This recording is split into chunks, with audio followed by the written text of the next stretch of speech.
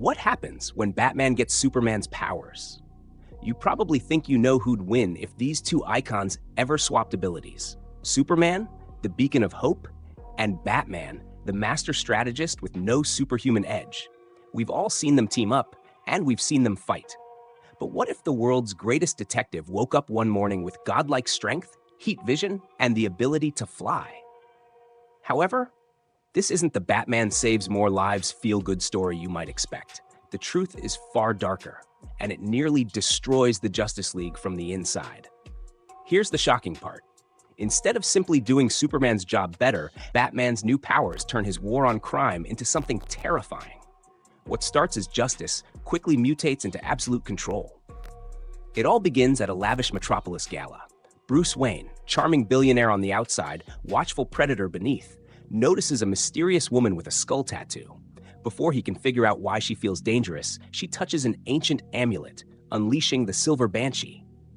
Superman intervenes, but her scream does the impossible. It drops him instantly. Batman grabs the amulet, but even he's knocked down, bleeding on shattered glass.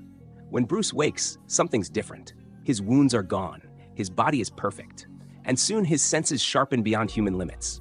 He can hear whispered crimes across the city, but the sensory overload nearly kills him when every sound in Gotham slams into his mind at once. Meanwhile, Superman is losing his powers piece by piece. Heat vision? Gone. Flight? Gone. And when he falls from the sky, it's Batman, now flying with his powers, who catches him. At the Fortress of Solitude, Zatanna reveals the truth. The amulet grants its owner their deepest desire, but it takes something just as valuable in return. Batman doesn't want to talk about it. He just leaves. Back in Gotham, the Bat becomes something new, faster, stronger, almost untouchable. He wipes out every gang in a single night. But it's not enough. Soon, he's chasing Bane across the Caribbean, leveling him with a single punch. And then, Japan, Serbia, Sudan. Batman goes global, fighting crime in every time zone, never resting, never smiling. Superman, powerless, tries to live normally with Lois. But when a mugger shoots him during a date, it's a brutal reminder. Clark Kent without powers is just a man. The Justice League grows worried. Batman ignores their calls, then storms into the Watchtower to tell them, "You never used your powers right. I will." His brutality only grows. Catwoman, smashed into the pavement. Nightwing, choked and nearly incinerated until he points out the flaw. Superman's powers come from the sun, and Batman hides in darkness. It's the first dent in Bruce's armor. Finally, Superman, Robin, and Zatanna track Silver Banshee to the Oblivion Bar. There they learn the amulet's cost, Batman's sanity.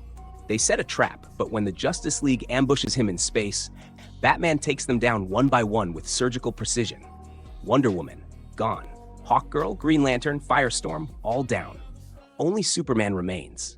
And that's when Bruce hears voices, his parents, in Crime Alley.